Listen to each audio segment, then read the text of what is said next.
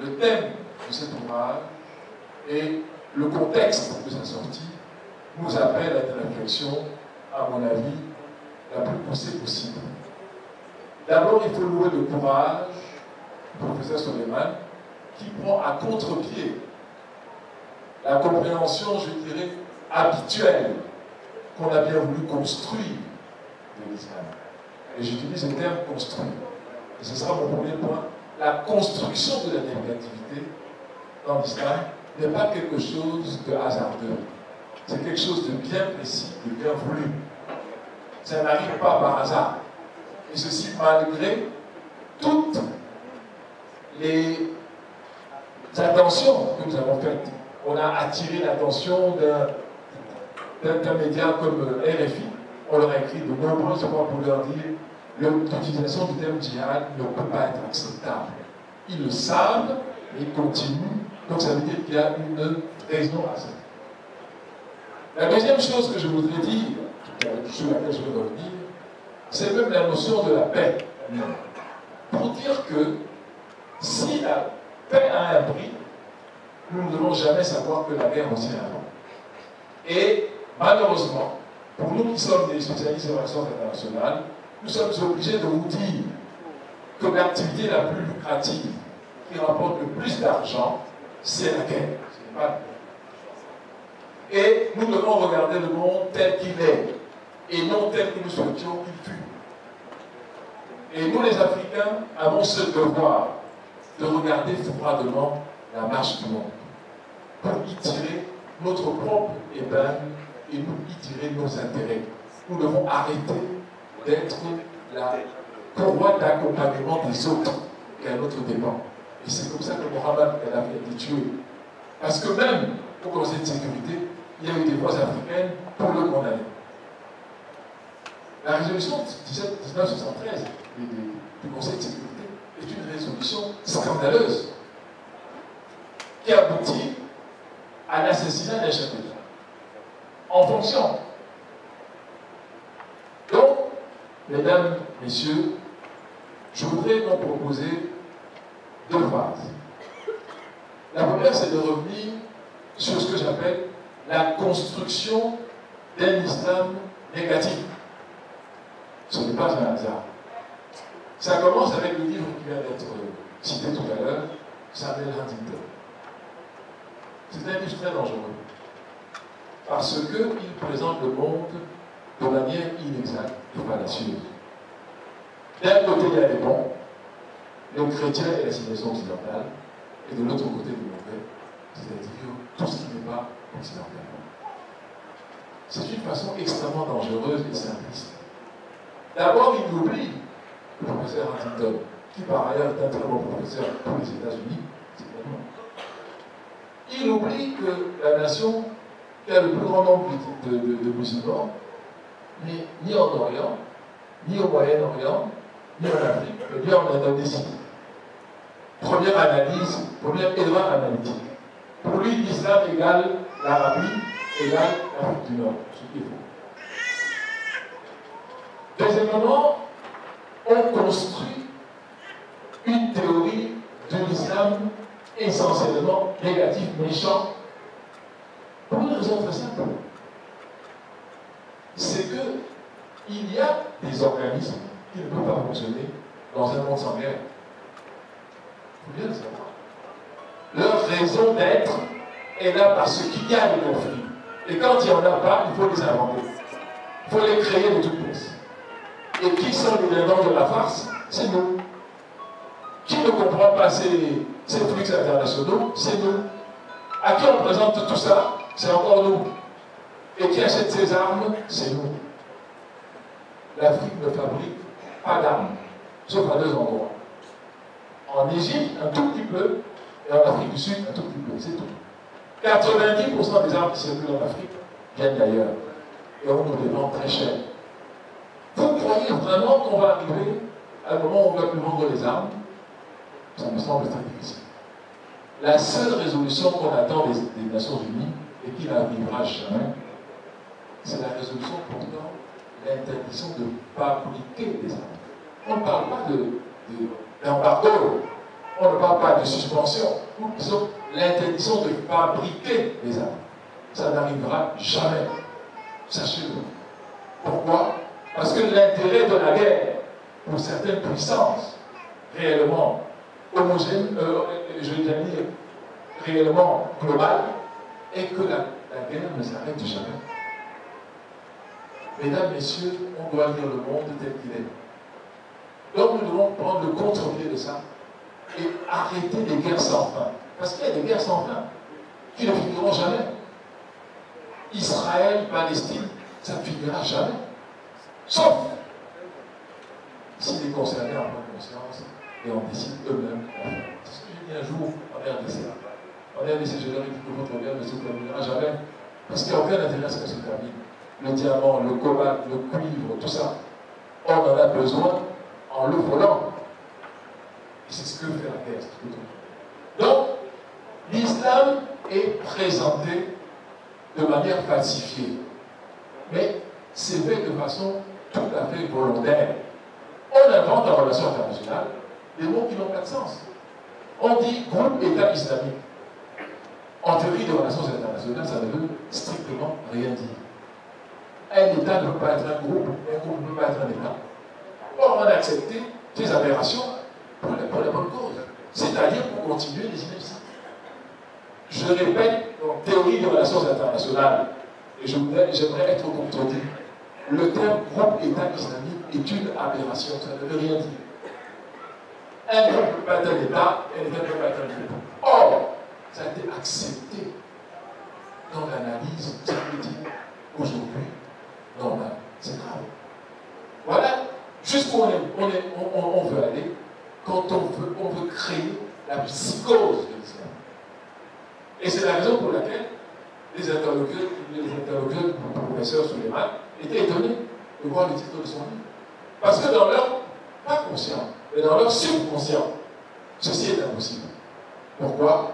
Parce qu'on leur a rabâché cela toute leur vie. Et vous savez, nous sommes les fruits de notre environnement. Quand on vous inculque des choses du matin au soir, vous commencez à les tenir pour des réalités alors qu'elles le sont. Voilà le drame qu'on a créé et le monstre qu'on a créé. Maintenant, la deuxième partie de mon exposé a trait à qu'est-ce que nous devons faire, nous, en tant qu'Africains, aujourd'hui. D'abord, c'est la déconstruction à laquelle moi j'appelle les individus. Il faut déconstruire des choses qui ne sont pas acceptables. Nous avons été victimes, nous les Africains. Je pense tous les Africains. Quand Mohamed Kadhafi a été tué là-bas, ce n'est pas que les Africains musulmans qui en souffrent, c'est nous tous. Tous, il n'y a aucun Africain aujourd'hui qui peut vous dire qu'il n'est pas impacté négativement par la mort de ce monsieur. Ça n'existe pas. Or, on nous l'a présenté comme un horrible monsieur, entre guillemets, dictateur. Moi, j'aimerais vivre dans une dictature comme ça, où je ne paye ni l'eau ni l'électricité. Pas d'eau, pas d'électricité. Une dictature où le litre d'essence est à 0,55 centimes d'euros. Une dictature où chaque couple qui se marie a droit, de par la loi, à soit un appartement, soit une villa. C'est ça la réalité. J'étais là-bas, je ne peux pas faire les choses que j'ai entendues. J'étais là-bas. J'ai vu. J'ai écouté, je suis allé voir. Ce que je rapporte là, c'est un récit de voyage effectif. Ces choses existaient. Et ce pays était le premier pays sur le plan économique en Afrique. Avec 12 500 dollars par tête d'habitant. Aujourd'hui, ils sont 7 000. Ils n'ont fait que descendre. Aujourd'hui, il y a 2 gouvernements, 2 parlements, 2 capitales, 160 milices. Ce qui a prospéré là-bas, c'est la milice et le désordre. Voilà ce à quoi on voudrait que les autres pays aussi ressemblent. Nous devons donc voir et tirer nos leçons. Je ne suis pas ici pour insuffler la haine, non. Je ne suis pas ici pour insuffler la guerre entre les civilisations, entre les religions, entre les personnes, non. Mais je suis là pour qu'on sache qu'est-ce qui est dans l'intérêt de l'Afrique. et comment nous devons défendre ces intérêts. C'est notre droit le plus absolu. On n'a pas à demander de permission à qui que ce soit. Nous devons donc nous orienter vers cette dynamique. Voir ce qui est bon pour nous et travailler pour la maximisation de ses intérêts. L'islam ne peut pas être un danger pour l'Afrique. L'islam, dans sa version la plus connue en Afrique, est un islam confrérique. Un islam confrérique, d'après ce que j'en sais, c'est-à-dire que si vous êtes, par exemple, au Sénégal, les mourides ne peuvent pas contraindre les tidjanes à devenir mourides. Tout comme un tidjane ne peut pas contraindre un mouride à devenir tidjane. Non. Pourquoi? Parce que les ancêtres qui les protègent que ceux qui connaissent. Donc il y a une dimension culturelle néo-africaine dans cette période, bien sûr. Et donc ça veut dire que cet islam-là est essentiellement un islam de paix, d'acceptation de l'autre, non pas parce qu'il n'est pas comme vous, mais précisément parce que ces différences-là, vous l'avez acceptées. Mais aujourd'hui, ce qu'on voit est catastrophique. L'invention d'un islam intolérant. Le Cameroun, je l'ai mis par là, parce que je ne vais pas me poser. Le Cameroun est un grand exemple. Je vous dis un très grand exemple. Aucun Camerounais ne s'étonne qu'à la cathédrale Notre-Dame de Victoire, je crois que c'est le nom, l'imam, le grand imam de Yaoundé, soit là, à l'université coranique, avec son chapelet. Mais on trouve ça tout à fait normal. Mais dans d'autres pays, c'est un acte de guerre. Il faut le savoir. Mais ici, et plus loin encore, c'est peut-être le seul pays au monde où dans une même famille, la moitié est musulmane, l'autre moitié est chrétienne. Le lieu, c'est le nous. C'est faisable et ça se fait et ça existe. Donc, nous devons nous poser en éclaireurs du monde. Les Africains doivent arrêter d'être des suiveurs. Ceux à qui on vient donner des leçons sur tout et à propos de tout, y compris eux-mêmes. Nous sommes toujours là à attendre que les histoires viennent d'on ne sait trop où pour nous parler de nous-mêmes. Nous devons changer cet état d'esprit. Nous devons prendre le commandement de notre propre existence, du présent et du futur. C'est possible et c'est faisable. C'est pour ça que des livres comme ceux-ci doivent être lus. Ils ne sont pas écrits pour ronronner la bibliothèque. Non. Nous devons le lire. Et tout à l'heure, il a parlé de la taille du livre. Je voudrais rappeler au professeur Suleiman qu'un livre comme Cahiers d'un retour au pays natal d'Aimé Césaire a moins de 50 pages. On en parle depuis 60 ans.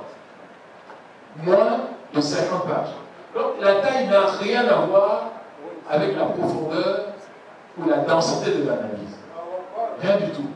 Quelquefois même c'est inversement proportionnel. Les plus gros livres ne sont pas nécessairement ceux qui détiennent la plus grande science. Pas nécessairement. Ça peut arriver. Donc, ne dites pas que le livre est mince. De taille. Non. Ce qui est dedans, c'est déjà le message à contre-courant que charrie ne serait-ce que le titre. Il pose un problème fondamental et qui vous amène à réfléchir sur la nature même de l'islam. Et je crois que c'est déjà ça. Donc, en ce qui me concerne, je crois qu'il faudrait que les Africains aient le courage d'accepter qu'ils doivent eux-mêmes et elles-mêmes piloter leur existence. Nous devons refuser le tutorat structurel et ad vitam aeternam, où on vient nous dire qui nous sommes. L'Afrique ne se définit pas, elle est définie par les autres. Ceci n'est plus acceptable. Et nous sommes maintenant à l'ère du basculement du monde. Vous-même, vous voyez des choses qui se passent dans le monde.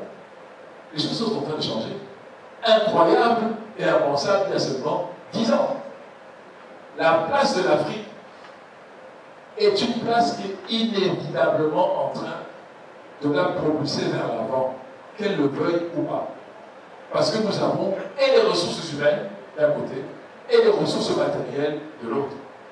Tout ce qui nous manque maintenant, c'est la jonction par notre conscience africaine nous-mêmes.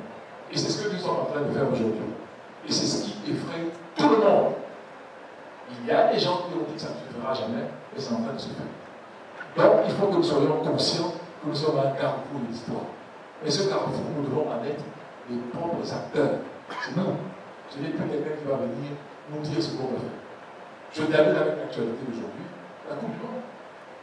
Aucune équipe n'est coachée par un homme africain. Pour la première fois dans l'histoire de la Coupe du Monde, depuis qu'elle a été créée. Vous voyez que c'est déjà un signal symbolique très fort. Aucune équipe africaine n'est coachée par des sorciers de je ne sais pas quel. Ce sont des sorciers africains eux-mêmes qui sont là. Ça peut sembler anecdotique, ça peut sembler trivial, mais ça ne l'est pas. Ça veut dire que nous sommes en train de comprendre qu'il ne revient à personne de travailler pour le bonheur de l'Afrique. Personne ne peut mieux aimer l'Afrique ou le Cameroun, plus que nous-mêmes. Personne. Et ne nous laissons jamais prendre dans ce piège. Je vous remercie, mesdames et messieurs.